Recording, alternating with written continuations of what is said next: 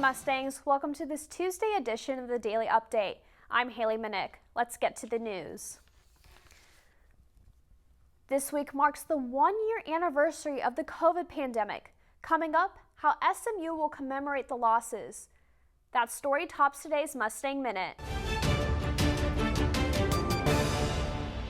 SMU invites students to remember those who lost their lives to COVID this Thursday at noon. The moment of silence will last 4 minutes and 58 seconds to reflect on how the pandemic has affected your lives, communities, and the world. 3 minutes later, a song of hope will be played to remind us there's a song in every silence. Members of the U.S. House are conducting a final vote on President Biden's $1.9 trillion COVID relief plan. If the bill is passed, Biden is expected to sign it just days before unemployment benefits expire. The relief plan includes up to $1,400 in stimulus money for many Americans and billions of dollars for states, schools, vaccine distributions, and more. The House is expected to pass this nearly $2 trillion package this week. Fully vaccinated people can finally interact with each other without wearing masks. The CDC announced Monday that a person's vaccination process is complete 2 weeks after their second shot of Pfizer or Moderna's vaccine. However, the CDC still discourages non-essential travel and encourages those vaccinated to keep wearing masks in public. Fortunately, in the last month, cases have decreased more than 50% around the nation. Many states, including Texas, have lifted their mask mandates. Jury selection is underway for the former Minneapolis police officer charged with killing George Floyd. Jarek Chauvin is charged with second-degree murder and second-degree manslaughter after the death of Floyd last May. His death sparked outrage and protests across the nation, though jury selection has begun. Prosecutors hope to add a third-degree murder charge and have asked the Court of Appeals to halt the trial until the issue is resolved. The pandemic has led to an economic downturn in Dallas, causing many people to go hungry and shelves at food pantries empty in North Texas. But some current and former SMU students are helping to change that.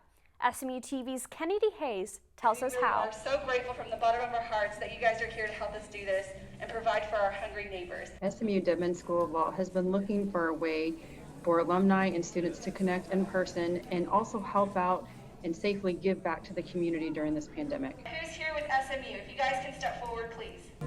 Okay, so raise your hand if you're with SMU. We coordinate groups and individual volunteers to come out and help us sort, bag, and box all these food donations for our hungry neighbors. If you need help, just ask. So everyone feel good about safety? Okay, boring stuff out of the way. Our goals with this volunteer project were to support those in need in North Texas and also at the same time to raise public consciousness regarding the food insecurity issues. As an added benefit, our alumni and students alike were able to engage with each other in person while also helping out the community. We're so happy to have people here to help us and volunteer that can help put these produce bags together to get them out to our neighbors. We had a variety of different fruits and vegetables that we put together in 15-pound bags that get sent to our partner agencies and mobile pantries to get distributed to North Texas.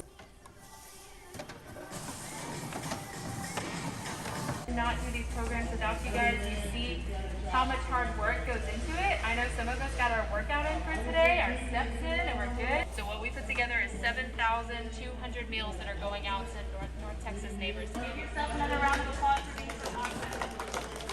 All right, thank you guys so much for all your help. For SMU-TV, I'm Kennedy Hayes. For information on upcoming Dedman events, you can visit calendar.smu.edu/site/Dedman Law. SMU women's basketball coach is not getting a new contract. Athletic Director Rick Hart says Coach Travis May helped the team make progress, but their record has remained unsuccessful, so he is not getting renewed. SMU Athletics will launch a new national search for a new coach. And that's your Mustang Minute. a love of reading, and a stronger community. That's what the Little Free Library is truly all about. All you have to do is bring a book and drop it in the box, and if you would like, you can take a book or you can just donate your own book. Through these little mailboxes scattered throughout the U.S., millions of books are exchanged each year. That's a really good one. We love it because we have 4 kids, all different ages, and they each feel like they can be part of something by picking out their own book and taking it to donate, and then choosing a book that they like as well, because they all love to read, and that they all just feel like they're part of something together as a family, and they're doing something to give, to other people in the community. I love reading, and I also like donating books also because it makes me feel good because I'm helping other people. These little libraries help increase reading achievement by giving access to books for readers of all ages and backgrounds. For more information and to find a Little Free Library near you, visit littlefreelibrary.org.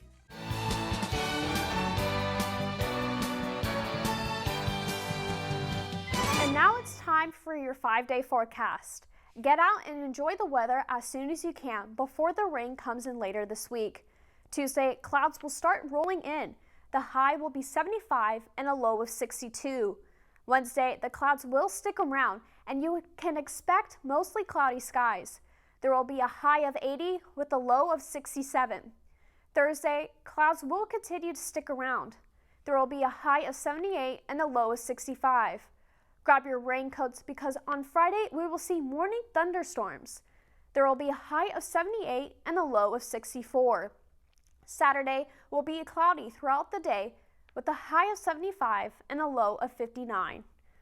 So Mustangs, be sure to stay dry and keep your umbrellas nearby.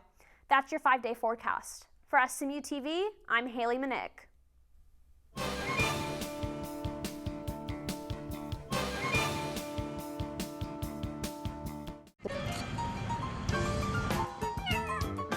There are so many kitties that are just discarded, so it's a good place that takes care of kitties that people discard. Dog and Kitty City is a shelter. I'm a big dog lover, an animal lover in general. It's just a place for me to get involved and help some animals out finding homes. We only have a staff of 7, and we can't socialize every animal that we want to. So the volunteers are very important to us. The Humane Society of Dallas County has operated the no-kill shelter, Dog and Kitty City, for over 40 years. For more information, visit their website, dogandkittycity.org.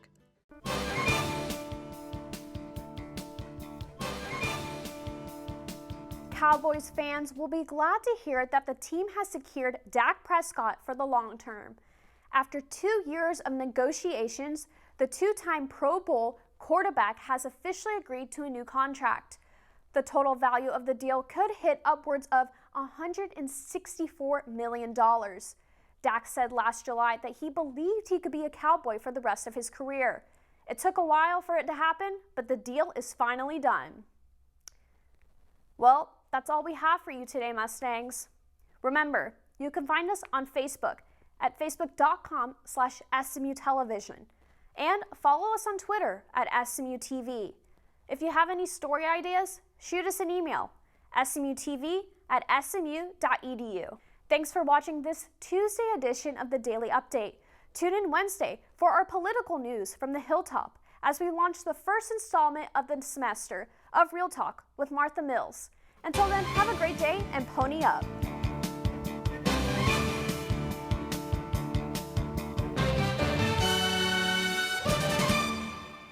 SMU-TV and the Division of Journalism want to thank our underwriters, North Park Center in Dallas, Javier's Gourmet Mexicano on Cole Avenue, and Advance ER off West Lovers Lane.